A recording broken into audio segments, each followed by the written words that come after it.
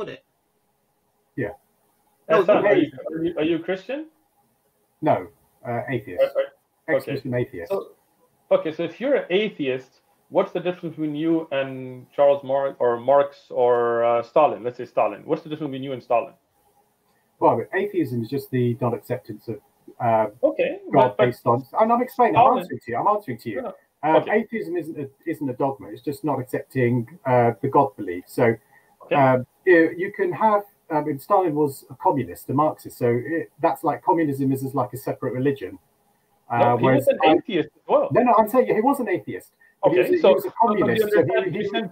Argument. If I connected you and Stalin just because you shared the same atheist belief, that is like you connecting us with those groups just because we're saying we would believe in the Quran. So your implementation. Let me finish. Thank you. So when you talk about implementing the Quran and Sunnah or the Sharia, you then need, if you want to really... Shut up. Islam is closer to communism than atheism. Communism is a dogma like Islam. It's totalitarian like Islam. Hates freedoms like Islam. Freedom of speech, freedom of conscience, etc. Wants to bring to the world an utopia like Islam. It's got the gulag like Islam has the Sharia police that defend the orthodoxy. It's got cult leaders like Islam, Stalin, Mohammed.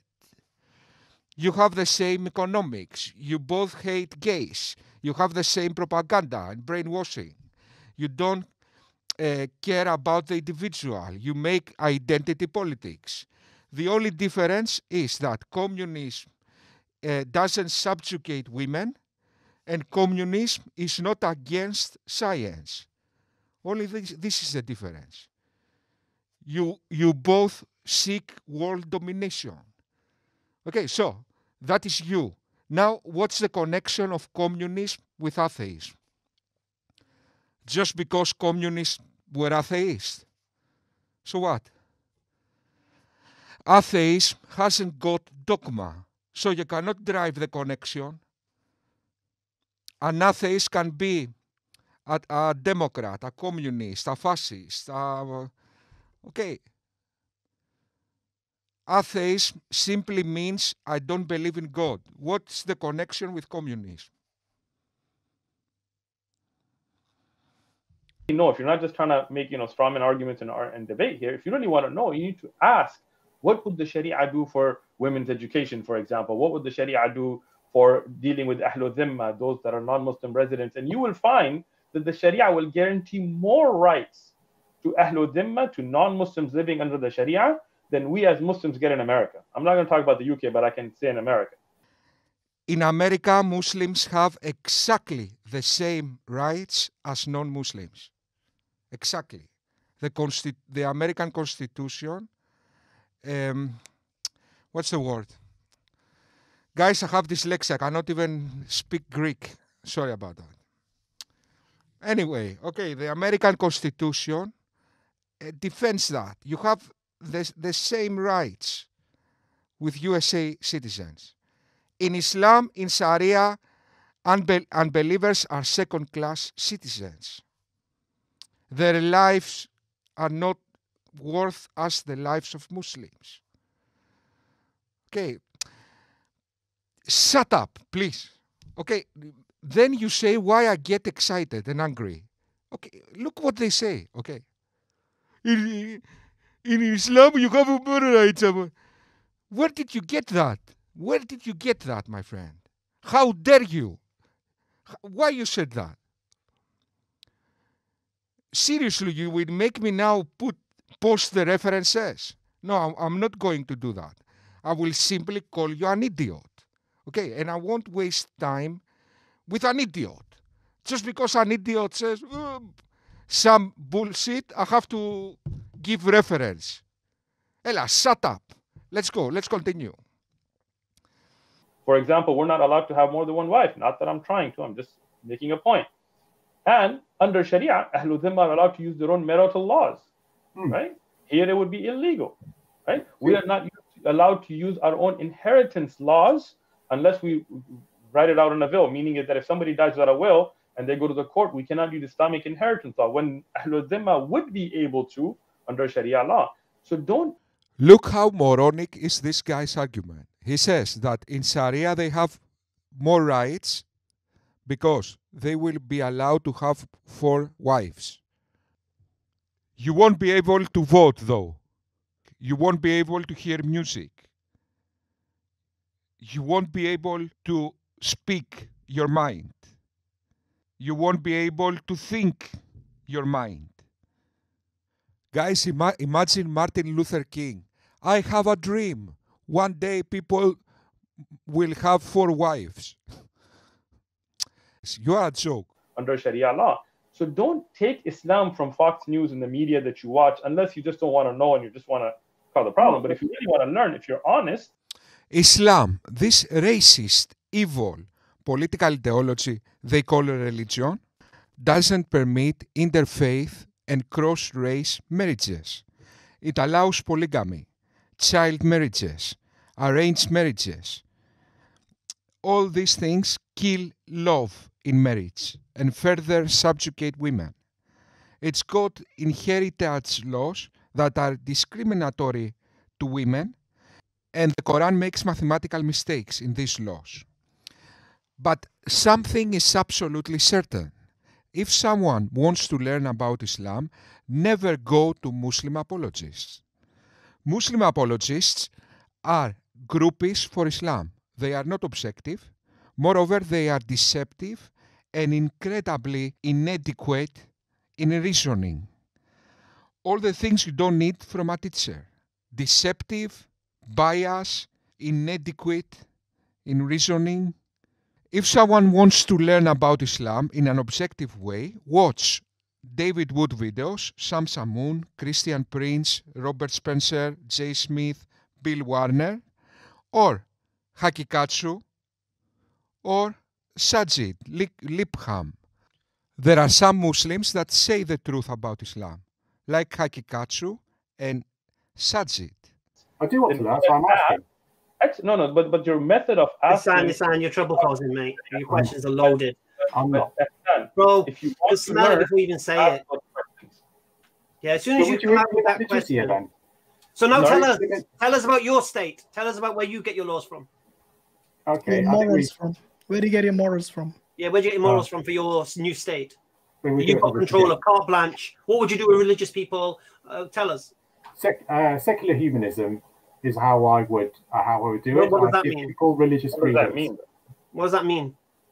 Secularism means the separation of church and state, but it meant reason over superstition, reason over dogma.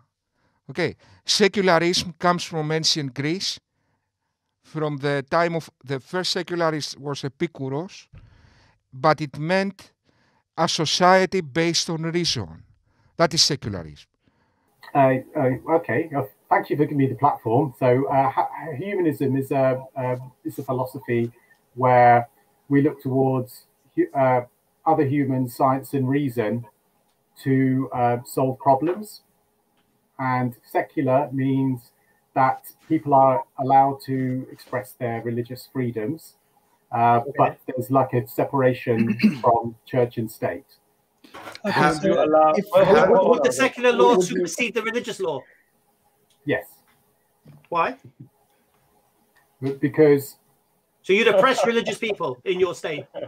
Few minutes ago, you said the Taliban and ISIS don't follow Islamic law. In other words, you admitted you still need humans to interpret divine laws. And often they get it wrong. This is what you admit. The Quran is superstitious apocalyptic half words, is not an in-depth constitution, and it's not clear. Then you have the hadiths, Arab urban myths. You make politics following blindly fallible humans interpreting 7th century Arab urban myths. The chance of Islam being true is 0, but let's imagine Islam was true. just for a mental exercise. Let's say Sharia was the perfect laws for societies. Still, Sharia doesn't evolve and societies evolve.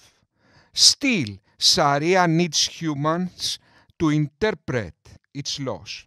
Still, non-Muslims will not follow Sharia, so you will still have conflicts and social unrest. All that if Sharia was perfect. Now, let's go to reality. Of course, Sharia is a monstrosity. It's the direct opposite of what it needed for a society to thrive. Sharia is such a failure that if you make the diametrical opposite of Sharia in a society, you get the perfect society. In fact, Sharia is the best evidence for theism. Only the devil would have imagined Sharia.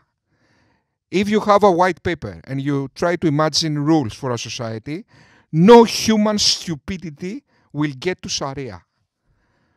So, maybe there is something supernatural going on. Well, you just said they would have freedoms. They would have freedoms, but they wouldn't have. No, you just said secular law would suppress the religious law. Can I ask you a question, Hassan? Hi, sure. So, are you aware of the nuance with regards to the whole issues with freedom? How there are things called positive freedoms and negative freedoms, and how these can overlap and come into conflict with one another? Of course, there's going to be conflicts of freedoms when you have, when you have laws. Yes, that's part of how you have to compromise when you run a country. So, this whole notion that there's going to be freedom, what are you going to do when there's two belief systems within a secular society, and one conflicts with another? There's an overlap. There's a tension. One of them has to be compromised. Where's this? Right. So then it's not this blanket statement about necessarily having freedom. Yusuf Podders now makes the argument of Muhammad Hijab. It's a moronic argument for 10-year-olds, but let's address it. He says that in secular societies we have social contracts. In Islam we also have social contracts. So, social contract, they are the same. Let me explain something. Okay. In USA, let me make an analogy. What they say. In USA, we have warplanes. In Greece, we have warplanes. Warplanes. The same. In Britain, we have cars. In Iraq, we have cars. Cars. What's the difference?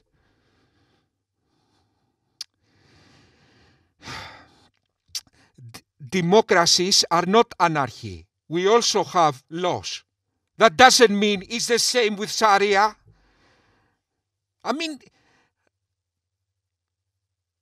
I need to calm down. I know that. But,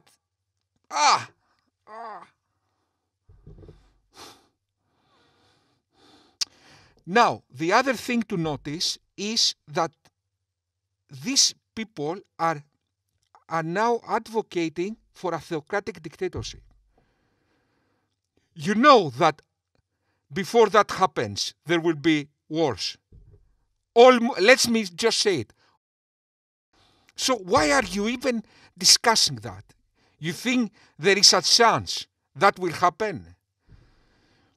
Islam will rule the world like Nazi Germany and will bring a theocratic dictatorship to the world. I mean, are you serious, my friend? Are you serious? Look, these guys, they want to subjugate the world. They want to enslave the world. Okay? They are dictators. Hitler, Mussolini, Mao Zedong, the other one in North Korea, what's his name? I mean, how about the examples we have? You imbeciles. In the time of ISIS, you dare say that you want to make an Islamic dictatorship? How dumb can you possibly be? In the time of ISIS, couple of years after ISIS, You stand in front of a camera and say with a straight face, we want an Islamic theocratic dictatorship. You didn't even wait half millennia for ISIS to be forgotten. After the next year. My friend, after ISIS, to discuss this matter, you need 1,000 years. After 1,000 years, you can again discuss this matter. 3 years after ISIS, I want a theocratic dictatorship, like nothing happened.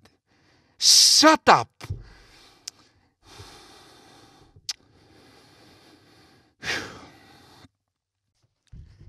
Few minutes ago, you fucking idiot, you said that Taliban don't know Islam. ISIS didn't know Islam. So, who interpret the religious laws? Humans interpret the religious laws. You just admitted that. So,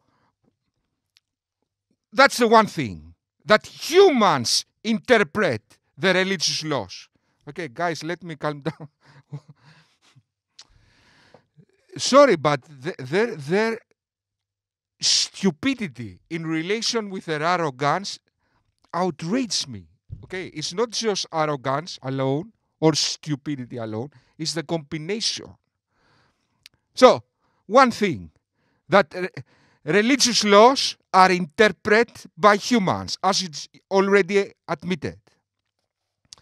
Secondly, religious laws are conjecture. They are not clear, first of all. They are ambiguous, half-apocalyptic words. The Quran says, would you believe? Believe?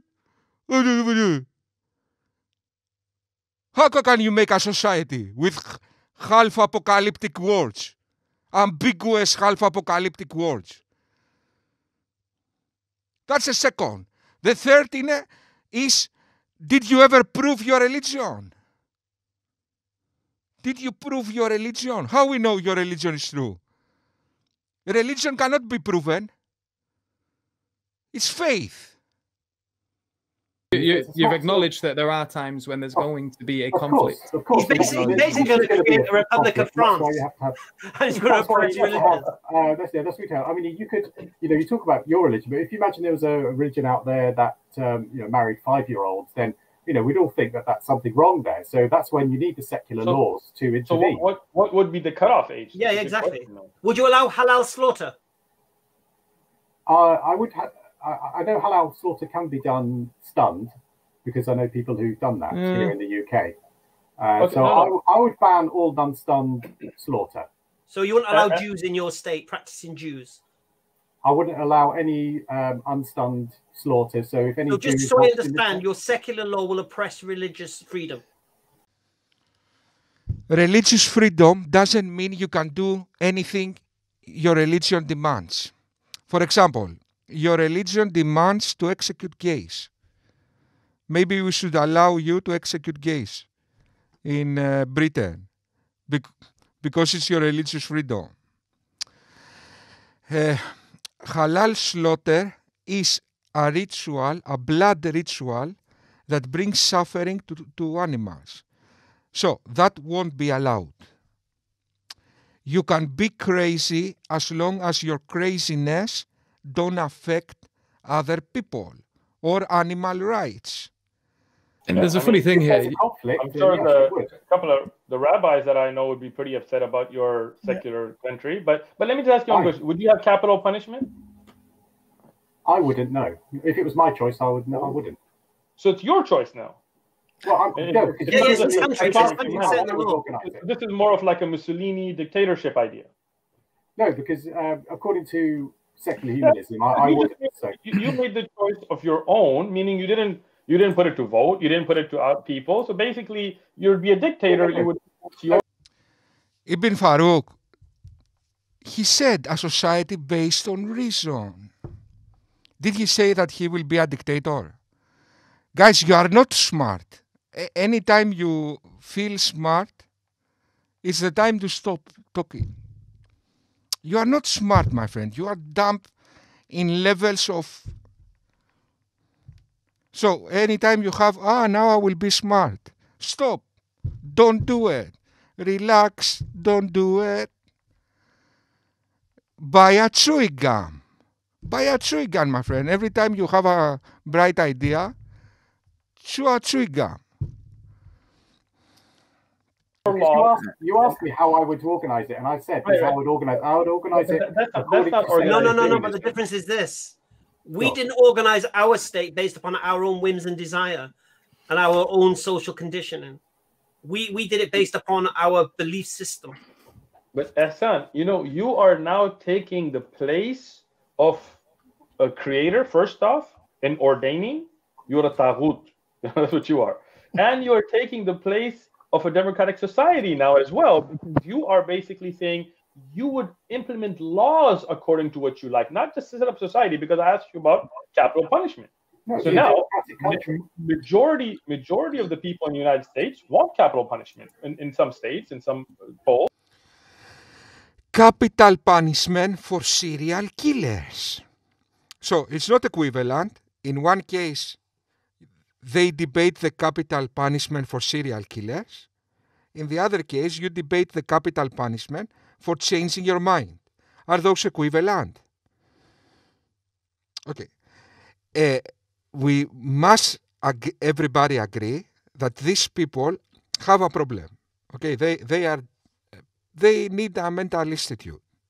So I think at some point we need to stop responding to these people. Let's say some crazy guys in a mental institute, they start debating and say nonsense. The president of Britain will respond. No, he won't. The same concept apply. We will just need to agree that you are mentally challenged.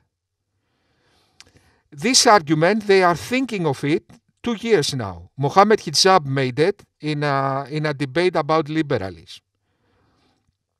And they had 2 years to think about it. And they don't see the problem. In one case, they debate the capital punishment for serial killers, people that kill children and eat them. The other, they debate you changing your mind. And they cannot see the difference. It's equivalent. But not just now. They have 2 years to think about it. And they cannot see anything. Not just that. They see my videos, other people's videos. But imagine them looking at the videos. The next minute, the same thing. Okay, you have a problem here. Okay, no wonder you are Muslim, my friend. No wonder. No wonder you are Muslim. So what's equivalent, my friend? USA debates whether they should execute serial killers. And even the states with the execution, they make 5 years to execute them. And they wait and the 10 years pass and they debate. Okay, that's equivalent with executing anyone who disagrees with you. It's the same. It's a good argument, eh? You got us. What is Islam is doing that to your head? No one is that dumb. Okay. Islam is corrupting your mind in levels of complete destruction. Nuclear bomb, my friend. Islam in your mind is a nuclear bomb. Done. Everything. Your mind becomes like in the hospital. So there, you would then come in and say, no, what you wish is, so this is exactly where you end up as a dictator, right? What I would do is I'd still be against it, and I'd protest against it, and I would try and change the law. So that's the thing. I would work. But you would allow the majority. You asked me how I would organize. Would you allow the majority rule?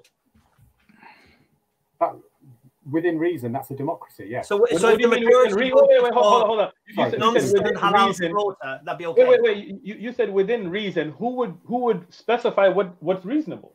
The constitution. A democracy cannot elect a dictatorship. A democracy cannot elect against human rights.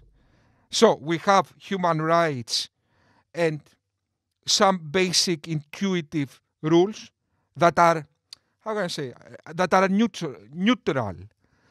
For example, if a democracy can elect a dictatorship, then it's not democracy. So we have, obviously, you cannot challenge democracy.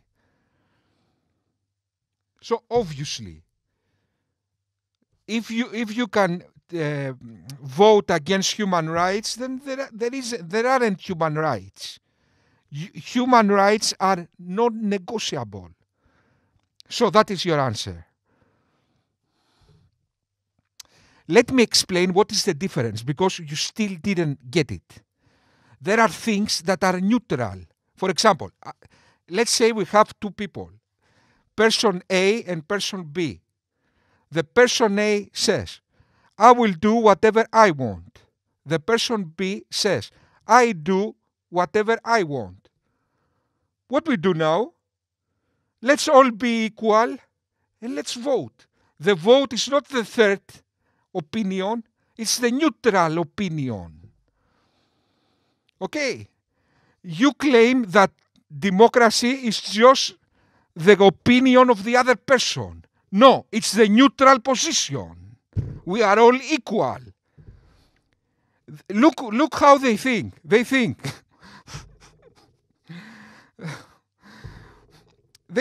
that I have Sharia, they have their own opinion, democracy, we have two opinions.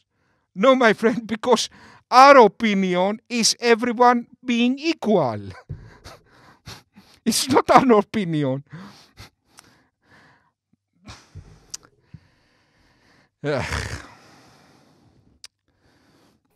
There'll be case law, there'll be statute law, there'll be who would establish those? You're setting up a brand new society. You've got no precedence of case law, bro.